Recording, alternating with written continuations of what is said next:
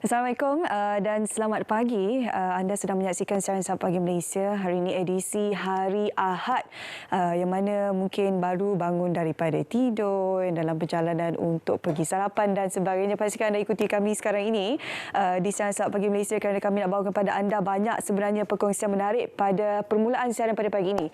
Tapi macam biasalah ya, kita ikuti seketika di belakang saya ini merupakan potongan berita yang kami bawakan daripada laman Instagram Berita RTM.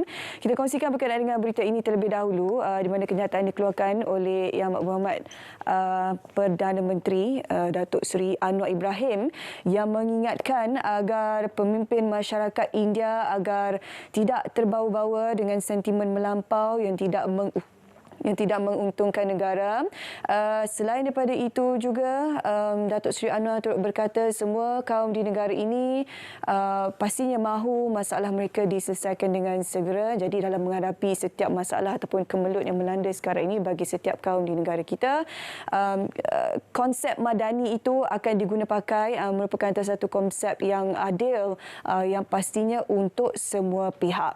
Selain pada berkenaan dengan perkembangan berita yang kami bawakan ini, juga kami nak kongsi pada anda berkenaan dengan status terkini banjir, di mana seperti kita sedia maklum, kita masih lagi berada dalam fasa peralihan angin monsun.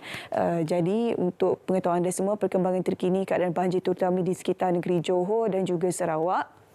Setakat ini bilangan PPS di Johor adalah 2, sementara itu bilangan PPS di Sarawak adalah 3, dan jika kita lihat perbandingan di sini, jumlah bilangan mangsa yang terjejas banjir di Sarawak lebih tinggi jika nak dibandingkan dengan Johor, iaitu di Sarawak sebanyak 429 bilangan mangsa, di mana di Johor 65. Jika nak dibandingkan dengan beberapa minggu lepas, ada sedikit penurunan dari sudut jumlah PPS, jumlah keluarga yang terlibat dan juga jumlah bangsa banjir. Jadi kita mengharapkan agar mereka yang terjejas disebabkan situasi ini supaya sentiasa menjaga kesihatan mereka lah, sebab kita sekarang ni seperti kita semua sudah maklum masih lagi berada dalam fasa COVID-19 dan sebagainya. Jadi apabila ada mangsa-mangsa banjir ini yang berpindah ke kawasan PPS, ini akan meningkatkan risiko mereka untuk terkena jangkitan COVID-19, malah juga jangkitan-jangkitan bawaan air seperti leptospirosis dan sebagainya. Okey, selain daripada berkenaan dengan kemas kini terkini situasi banjir, kami juga nak bawa anda sedikit ke perkembangan luar negara, di mana ini antara kenyataan daripada Hamas berkenaan kenyataan yang dikeluarkan oleh Presiden Amerika Syarikat Joe Biden mengenai negara Palestin. Jadi untuk pengetahuan anda semua, salah seorang pegawai kanan Hamas menolak kenyataan Presiden Amerika Syarikat Joe Biden mengenai kemungkinan Israel bersetuju dengan penubuhan negara Palestin.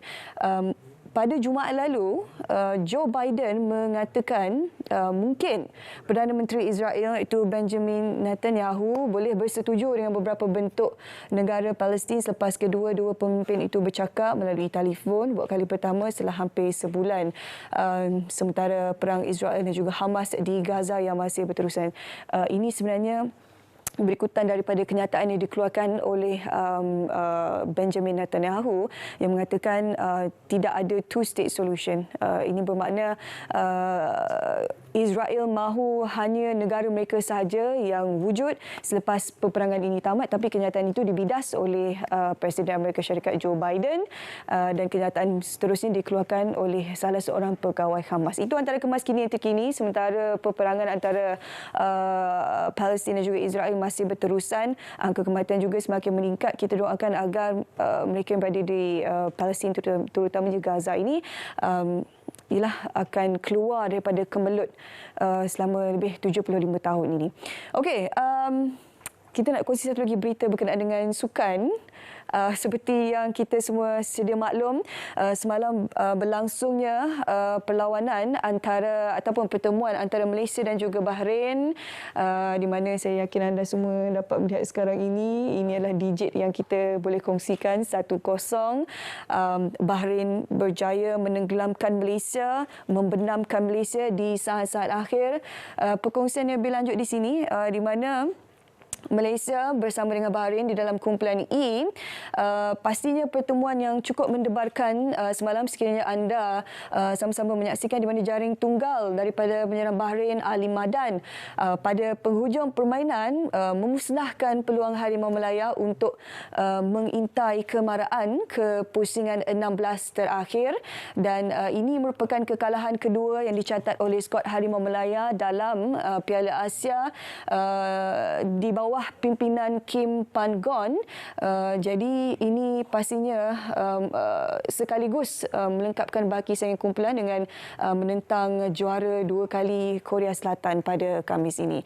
Untuk pengetahuan semua, pada pertembungan sulung kedua pasukan di pentas Piala Asia 2024 ini, 4 pertukaran dilakukan oleh Kim Pan-gon dalam keselbasan utama yang menyaksikan pasukan negara turun serba kuning. Pada awalnya kelihatan meyakinkan, tetapi apakan daya, kita perlu menerima takdir dan pastinya pasukan Harimau Melaya sudah pun melaksanakan yang terbaik di pentas yang cukup berprestij ini. Ini antara perkembangan yang kami sempat kongsi pada anda hari ini di Siaran Saat Pagi Malaysia. Kita nak berehat seketika. Selepasnya ada banyak lagi topik menarik yang kami bawakan untuk anda. Sama-sama kita saksikan terlebih dahulu segmen Biar Betul.